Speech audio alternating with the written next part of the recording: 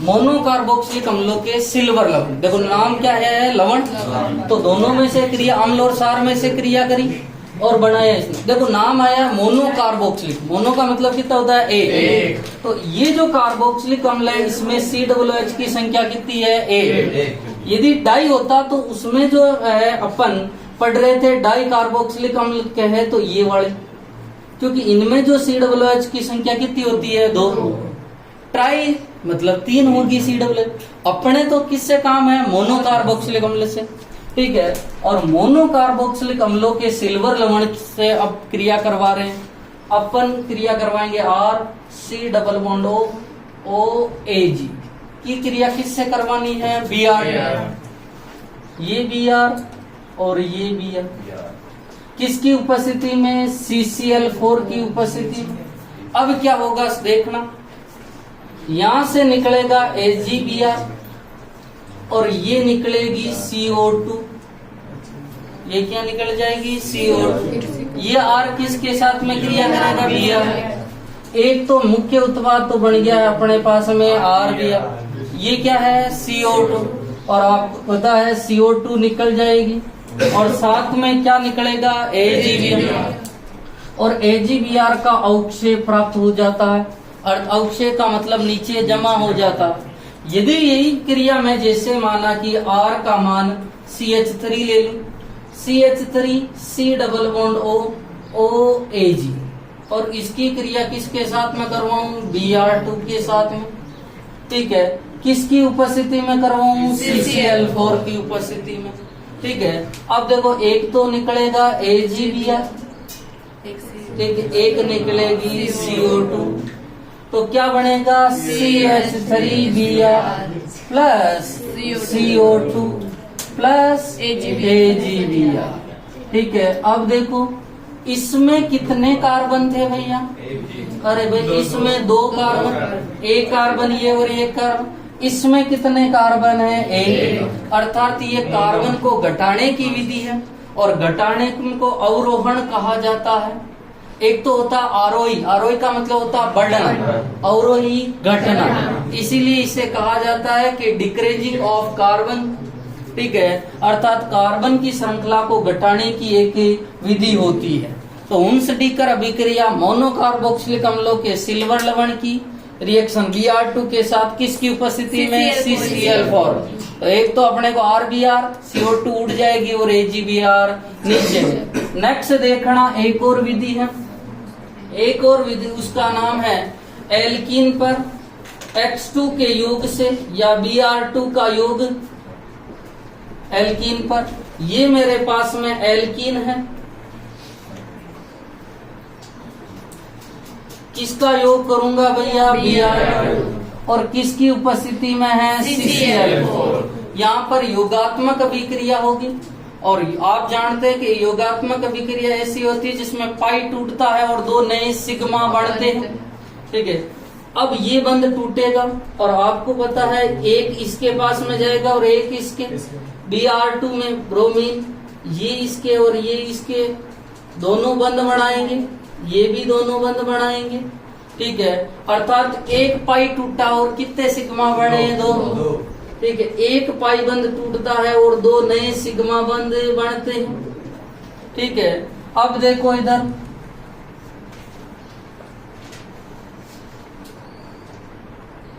यहाँ भी Br जुड़ेगा और यहाँ भी क्या जुड़ेगा, Br। और ये कौन सा हेलाइड है, जेम डाई हेलाइड है कि विस डाई हेलाइड है, एक मिनट, जेम डाई हेलाइड वो होता है जिसमें एक ही कार्बन पे दोनों हेलोजन, और विस का मतलब अलग अलग निकट स्थित है। तो ये कौन सा हेलाइड है, विस डाई हेलाइड। किस कौन सा हेलाइड बनेगा, विस डाई हेलाइड। ये Br2 का जो रंग होता है ये लाल गुलाबी रंग होता है। कौन सा रंग होता है, लाल गुलाबी, ठीक है। और लाल गुलाबी रंग से जो ये यौगिक बनता है ये बनता है रंगहीन अर्थात कलरलेस, ठीक है।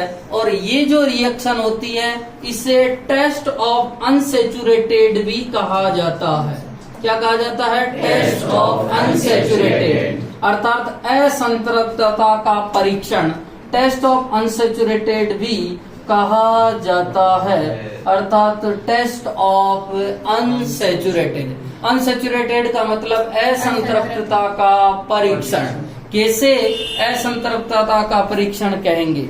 देखो यदि मेरे पास में 2 यौगिक है, मेरे को 2 बोतल दी है कि सर एक बोतल में एल्केन है और एक बोतल में एल्कीन है। एक बोतल में तो एल्केन है और एक बोतल में एल्कीन है। आपको बतानी है कि कौन सी बोतल एल्केन है और कौन सी बोतल एल्कीन है। ठीक है, अब देखो, ठीक है, मुझे कुछ भी नहीं करना है, मुझे दोनों में Br2 डालना है। क्या डालना है? Br2। और इसी को ब्रोमीन जल भी कहते हैं, ब्रोमीन वाटर। जब मैं इसमें Br2 डालूंगा तो ये जो है केवल गुलाबी रंग का ही रहेगा, लाल गुलाबी रंग का ही रहेगा। ठीक है, पर यदि इसमें मैं Br2 डालूंगा और Br2 का रंग जो होता है लाल गुलाबी होता है, वो एल्कीन से क्रिया कर लेगा और एल्कीन से क्रिया करने के बाद में क्या बना देगा? रंगहीन। जो उत्पाद रंगहीन हो जाता है वही क्या है भैया? एल्कीन। तो कई जगह क्वेश्चन पूछ लेवे वाइवा में कि एल्केन और एल्कीन में विभेद करना है तो आप किसका इस्तेमाल करेंगे? सर ब्रोमीन वाटर का या ब्रोमीन जल का या Br2 का जो है हम प्रयोग करेंगे। कुछ भी नहीं करना, दोनों को थोड़ा थोड़ा टेस्ट ट्यूब में लेना है और ब्रोमीन वाटर डालना है। जो रंगहीन हो जाता है वही क्या है भैया? एल्कीन। वही क्या है? एल्कीन। समझ में आ गया ना? ठीक है, तो अपने पास में 7 रिएक्शन लिखो जल्दी से।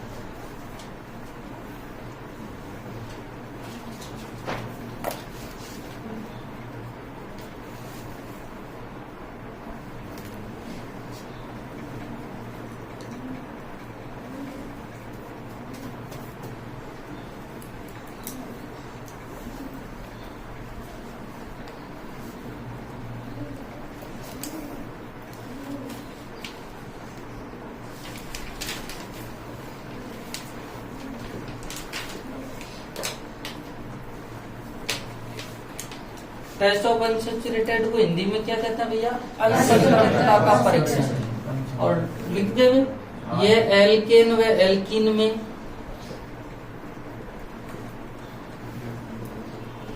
ठीक है, या मैं एक शब्द अच्छा है असंतृप्त व संतृप्त यौगिकों में।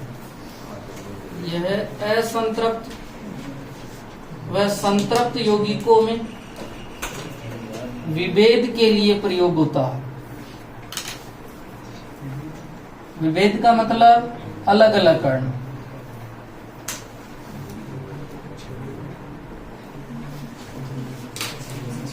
नीचे लिखना।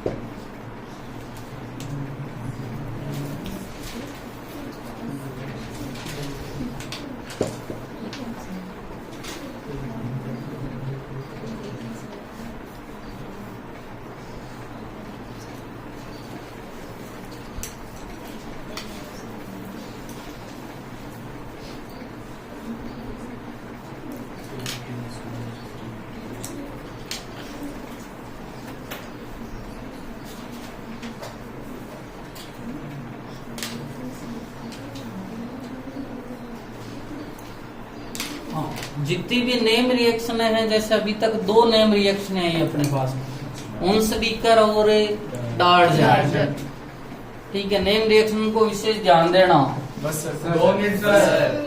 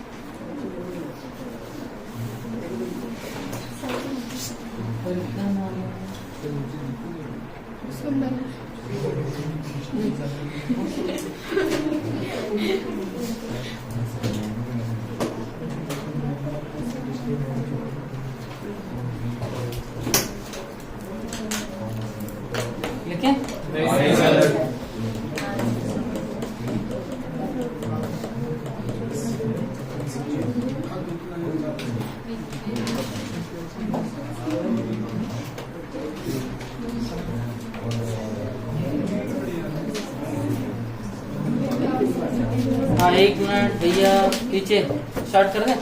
हाँ नेक्स्ट लिखो हेलोजन विनिमय। इसमें लिखना इस विधि में RX से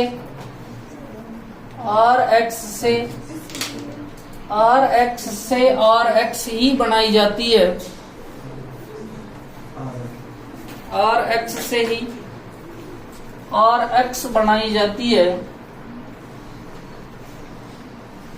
और हेलोजन विनिमय होता है। RX से RX ही बनाई जाती है और हेलोजन विनिमय होता है। विनिमय का मतलब क्या होता है? ट्रांसफर। विनिमय का मतलब एक्सचेंज। ठीक है, जैसे क्लोरीन को हटा के ब्रोमीन जोड़ दिया या ब्रोमीन को हटा के फ्लोरीन जोड़ दिया, मतलब हेलोजन चेंज हो जाएगा, बनेगा तो RX ही। और इसके जो है 2 रिएक्शन हैं, इसी के पार्ट हैं, समझना। एक रिएक्शन का नाम है फिंकेस्टाइल रिएक्शन। क्या नाम है भैया? फिंकेस्टाइल।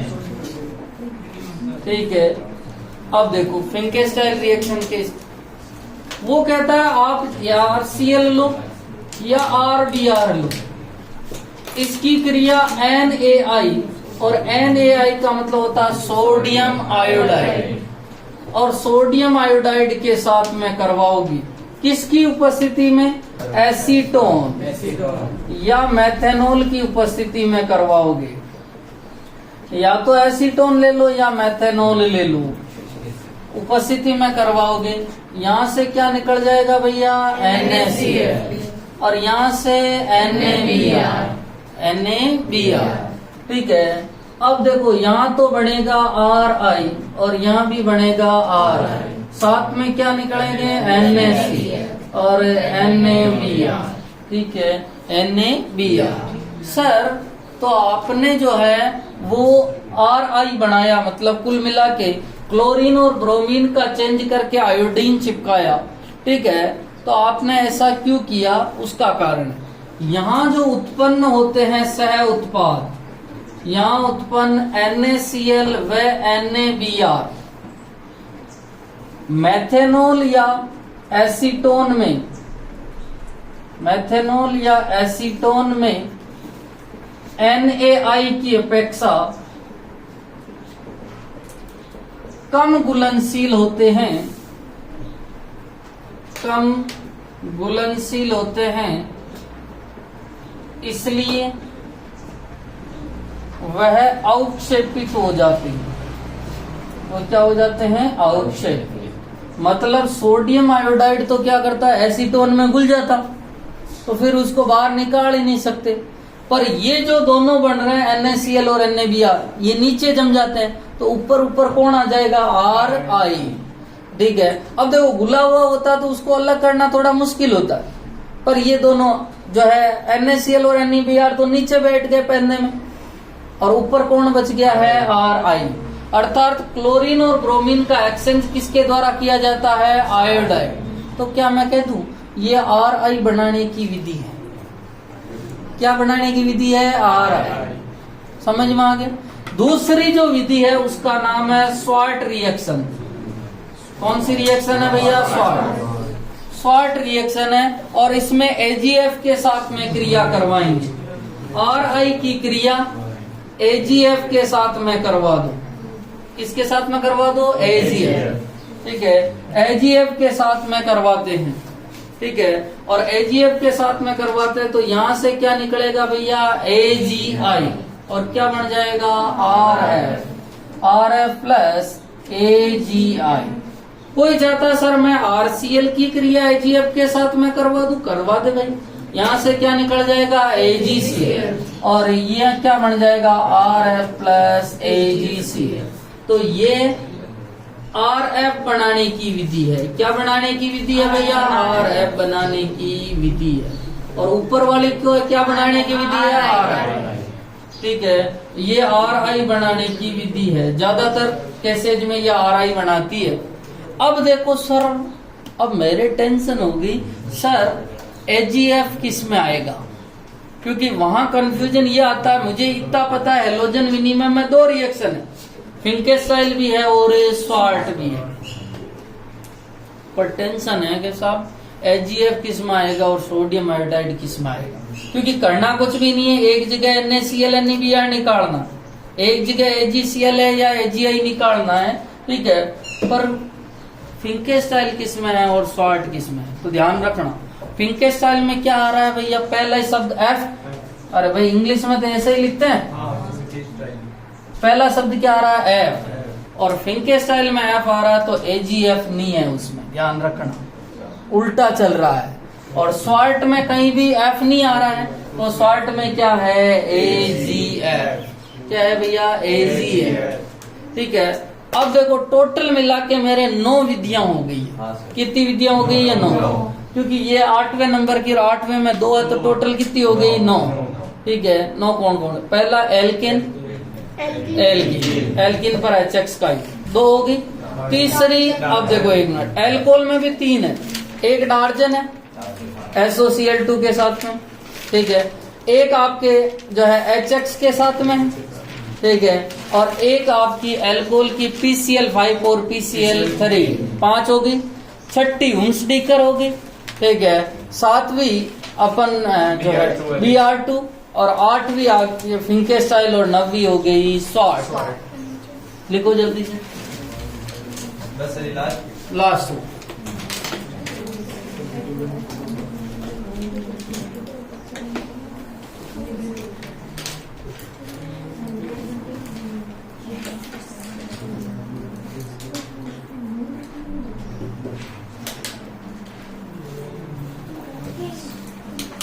थोड़ा जल्दी लिखना।